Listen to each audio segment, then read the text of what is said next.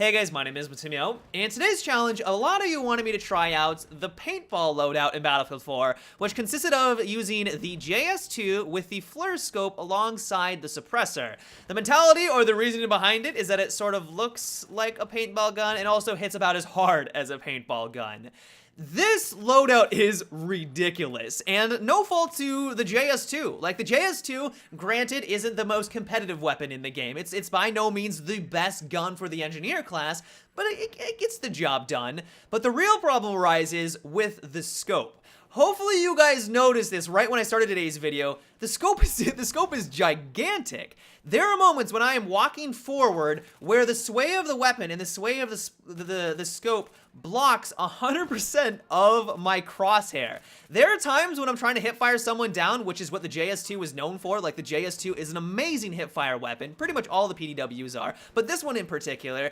And because the scope is so massive that I can't see what I'm shooting at. Like, I'm still getting the hit markers. I know that he is somewhere in front of me, and sometimes I'm able to live, but it blocks so much of my viewpoint that I'm basically guessing half of the time where I should be turning my soldier to try to make sure that I'm coming out of the firefight alive. It is ridiculous.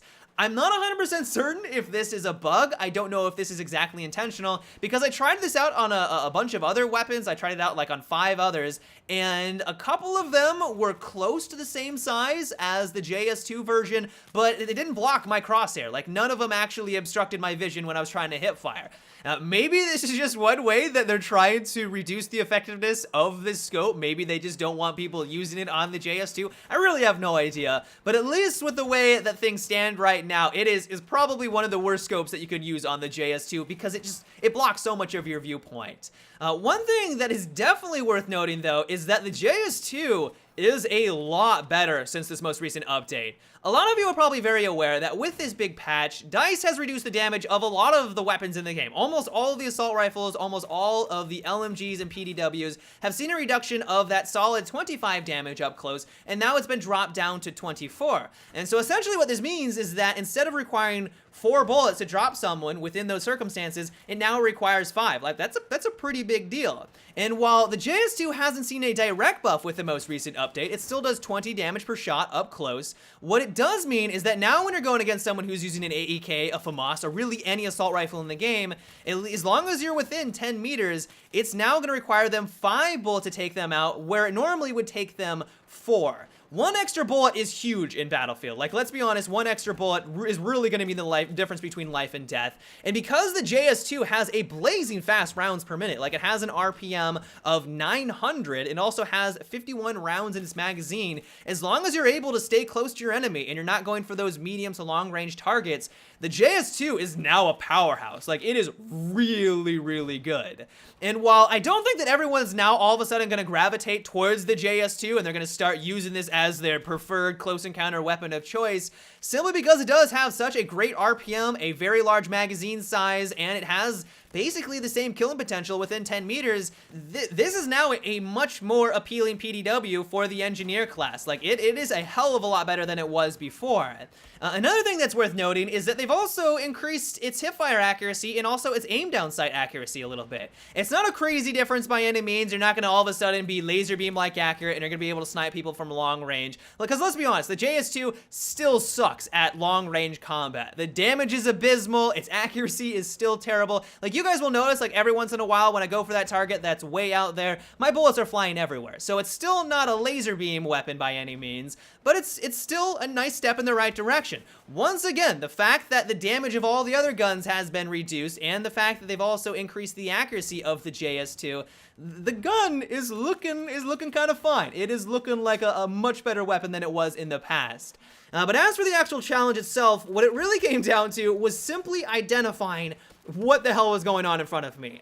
At first, I tried to take advantage of the great hipfire accuracy of the JS2, like that's normally why you would want to use this weapon, but there were just so many moments when I would know that the enemy was in front of me, I was getting hit markers, but then for the last couple of bullets, they would strafe off a little bit to the right or the left, and I would completely lose them, I would have no idea where they went, and then I would proceed to die. And so really, if I wanted to be successful, I would have to aim down sights. And while the scope isn't terrible for aim down sight, like it does provide some nice tactical value to to you, especially if someone is camping in like a tree, or not camping in a tree. If they're in a bush or something like that, they're gonna stick out like a sore thumb.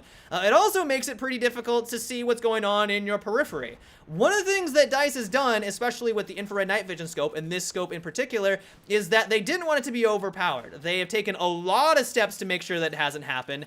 And one of these is that they have the huge black bars around the scope, so that when you aim down sight, you basically can see a couple of things in front of you, but if that guy is flanking off a little bit to the right, you're gonna have no idea he's there and is gonna be able to take you out. And so it was this constant struggle of aiming down sight to see what I was shooting at, so I could hopefully take out my enemy that was directly in front of me, and also not aiming down sight so that I could see my periphery and a little bit what was going on, but also having to deal with a massive scope obstructing my vision and my crosshair. It was a little bit ridiculous. But overall, this was a fun challenge. It did take some adjustment, and I will admit for the first couple of hours, I was getting a little frustrated and sort of got some headaches too. Like, because it was obstructing so much of my vision, I felt like I was straining to figure out what was going on around me. But once I started to get acclimated to it, once I started getting adjusted, the JS2 is just a fun weapon to use now. Like, if you haven't used it since the most recent update, I recommend you give it a go. I do not recommend using this particular scope. You're probably going to want to punch someone in the face, but the red dot sight, or even really using the iron sights, it's going to be a phenomenal PDW. But yeah, guys, that is about it for today's terrible weapon challenge. I hope you enjoyed. If you have a loadout that you would like me to try next, be it a weapon with a terrible combination of attachments, be it a gadget that you would like me to use exclusively, let me know down below. This video series is based off of your guys' suggestions. But until tomorrow, have a good one and take it easy.